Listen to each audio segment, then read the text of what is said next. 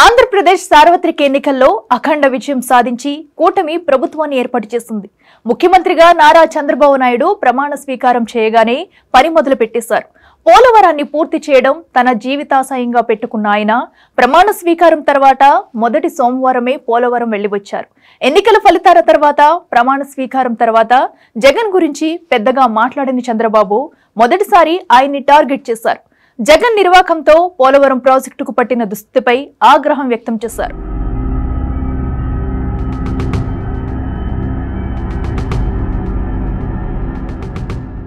సోమవారం పోలవరం ఏపీ ముఖ్యమంత్రి Chandrababu Naidu fixed schedule. మొదటి టర్మ్ లో చాలా సార్లు పోలవరం ప్రాజెక్ట్ ని సందర్శించి నిర్మాణ పనులు పరుగులు పెట్టించారు. 72% ప్రాజెక్టు పనులు పూర్తి చేయించారు. ఇప్పుడు అధికారంలోకి వచ్చి ప్రమాణ స్వీకారం చేసిన ఆయన మొదటి సోమవారమే ఆ ప్రాజెక్ట్ ను సందర్శించి వచ్చారు.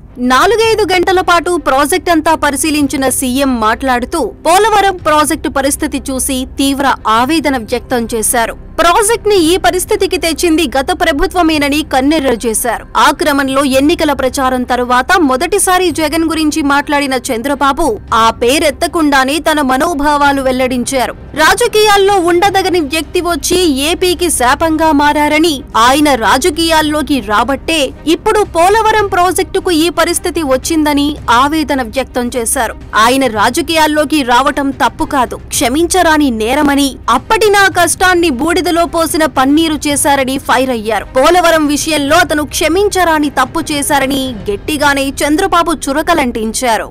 వైసీపీ ప్రభుత్వం రాగానే రివర్స్ టెండరింగ్ అన్నారు జగన్. అధికారంలోకి వస్తూనే 5 రోజుల్లోనే కాంట్రాక్ట్ ఏజెన్సీని మార్చేశారు. 220 వరదల్లో డైఫ్రమ్ వాల్ 35% పాడైతే పట్టించుకోలేదు. అత్యవసరం అవ్వటంతో టీడీపీ హయాంలో దాన్ని 480 కోట్లతో నిర్మించారు. ఆ డైఫ్రమ్ వాల్ ధ్వంసమవుతున్నా జగన్ సర్కారు పట్టించుకోలేదు. 72% పూర్తయిన ప్రాజెక్టు పనులను పట్టించుకోలేదు. చివరి 2.5 ఏళ్లు డైఫ్రమ్ వాల్ అంటే కాదు గదా, టీఎంసీలంటే కూడా తెలియని బిఎల్ చదివానని చెప్పుకునే అంబటి రాంబాబుని జలవనరుల శాఖ మంత్రిగా చేసి ప్రాజెక్టును మూలన పడేశారు.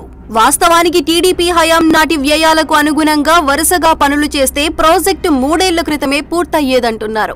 ఆలస్యం కావటం వల్ల ప్రాజెక్టు దెబ్బతిందని, ప్రాజెక్టు నిర్మాణం కంటే రిపేర్లకే ఎక్కువ ఖర్చయ్యే పరిస్థితి వచ్చిందని చంద్రబాబు ఆవేదన చెందుతున్నారు. ఇప్పుడున్న పరిస్థితుల్లో పోలవరం పూర్తిగా 4 ఏళ్లు పట్టే అవకాశం ఉందన్న సీఎం ఎట్టి పరిస్థితుల్లోనూ పూర్తి చేసి తీరుతామని స్పష్టం చేశారు. వాస్తవానికి విమర్శలు, కౌంటర్లకు చంద్రబాబు దూరంగా ఉంటారు.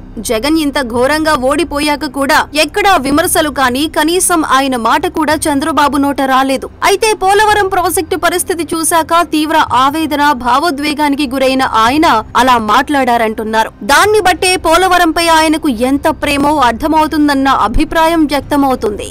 చంద్రబాబు పోలవరం సందర్శించి వచ్చాక ఇంతకాలం కనిపించకుండా పోయిన మాజీ మంత్రి అంబటి రాంబాబు మీడియా ముందుకొచ్చారు. జలవనరుల శాఖ మంత్రిగా పనిచేసిన ఆయన పోలవరం విషయంలో జగన్ పై చంద్రబాబు అంత తీవ్రంగా స్పందించడంతో బయటకు రాక తప్పలేదు. పోలవరం ప్రాజెక్టుకు సంబంధించి రివర్స్ టెండరింగ్ మినహా ఇంకేమీ చెయ్యని వైసీపీ టైంలోనే పోలవరం పనులు జరిగినట్లు చెప్పుకొచ్చారు.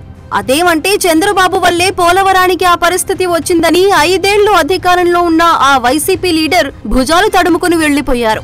ఏదేమైనా మరోసారి సోషల్ మీడియాలో అంబటి హావభావాలు మళ్లీ ట్రోల్ అవుతున్నాయి. మున్ముందు చంద్రబాబు ఏ రేంజ్ లో సినిమా చూపిస్తారో చూడమ్మా అంబటి అన్న పోస్టులు వెల్లువెత్తుతున్నాయి.